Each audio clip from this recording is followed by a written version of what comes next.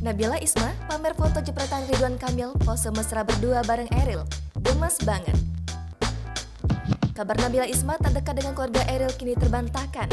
Hal itu lantaran Nabila beberapa kali mengunggah bukti bahwa hubungannya dengan orang tua dan adik Eril terjalin cukup baik.